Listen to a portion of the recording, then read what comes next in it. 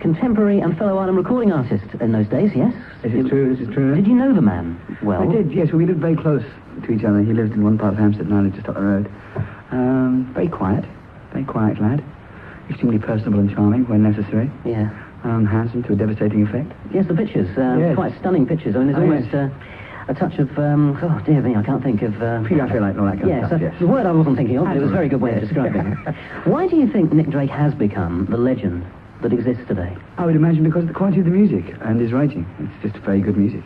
He was it's very British, isn't it? I think that's one of the things I like about it. I think Dream Academy has quoted him as being one of their influences. Or at least they dedicated their hit. That's right. To him, yeah. To the memory of Nick. And I think it's because he's British. I mean, that's its secret for me. It does seem to have a perennial appeal because it's hitting new generations. People who are, 15 years younger than Nick are now saying that this man is important. Yes, well, it is. As I say, it's just inevitably good. You can't really say that it's bad music, so therefore it has a certain strength. What sort of man was he? I don't know. When I first met him, he was rather more urbane than he became.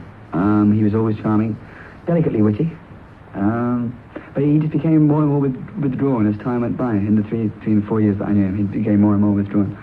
I think he suffered from some sort of depression. You were saying about him... We called it melancholia in the Victorian days. Absolutely right. You were saying about him being eminently British. I mean, he went to Marlborough and Cambridge. And all that sort of... say that he was eminently British. The music was eminently British, yes. But, I mean, he seems to be a product of the English middle class. That's undoubtedly true, and I think that reflects very well in his music. I mean, what you see is what you get. It's erudite, it's cultured, and it's refined. I like it. Was he a typical singer-songwriter of his period? No. I have to say that the thing that sets him apart, again, is his implicit, innate Britishness. It's, while everyone else on the Ireland roster who was contemporary with himself, including myself, were having flirtations with American-based sounds, in the same way as Elton John was with his, the first record, what's it called, The Madman Across the Water or something? Anti-Sky, yeah. Yeah, all very American-based sounds. You know, the whole idea was to try and sound like the band, if you could possibly, all this kind of stuff. And he was just very quietly going his own way and producing very, as I say, very British sounds. Shall we hear another track? This is from his second album. Performances, John? 2, to my knowledge. One was a Christmas affair given by the Coventry Climax Apprentices. I suppose it was their Christmas ball. That really destroyed him, because I think they'd rather have listened to the Trogs or whatever. Corner or something. That's right. So I think that was a major blow to his confidence. I remember him being depressed about that for days and days. And then he did another one at the festival hall supporting Sandy Denny. And sounds a bit more like him. It was a good place for him, but he was cripplingly nervous. I mean, he was distraught before the gig. It was rather embarrassing, in fact, to see him.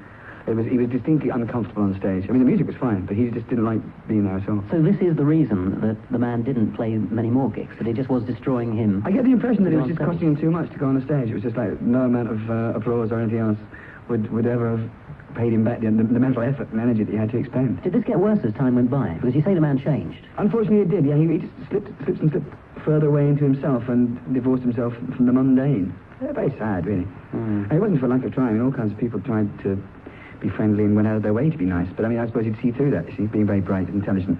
You'd go, yes, well, what's in it for you? The image of the troubled artist, in a sense, and the confusion. Absolutely. The classic case, bionic stuff. Yeah. I mean, heroic stuff. Do you think he could have been helped, that the end might not have happened as it did? It's very easy to look back and think that oneself, you know, you look at your own behaviour, I look at mine and think, well, perhaps I should have done more. And I think everybody knew him felt exactly the same way, because he's an immensely lovable man.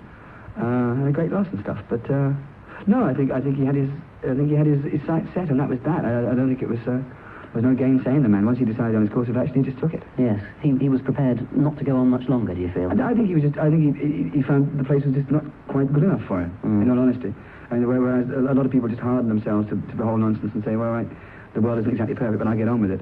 I think the weight of responsibility and, you know, social and I suppose in every other way just overpowered him. He didn't enjoy life much. Did he not try going places, being in other areas? You know, he certainly did. He went to Paris and spent a lot of time there. He went to the country. He came and lived with me in various locations.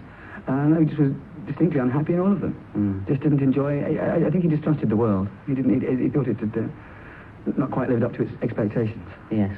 He is now undergoing a revival or whatever of popularity. Do you think that there's anybody since him who has touched the sort of genius that he had? There's no one covering that particular area, especially in the last 7 or 8 years. I mean, a certain coarsening of music in general has been apparent to me anyway. And the acoustic guitar, which was his medium, has fallen from favour. With the demise of the folk boom and all that sort of stuff, then it's more and more difficult for acoustic instrument players and people who are based around that to break through. But there is no one really who's doing that. Not that I know of. I mean, there may be someone just sort of lurking about. Yeah. I don't think so. Remarkable, the appeal of the man, because on the sleeve notes it says there that his parents still get letters from people from all the way around the world wanting to know about his inspirations, about the way he played his guitar. And I dare say it's going to be around for a few years yet as well. I would imagine so. John, thank you for talking to us today.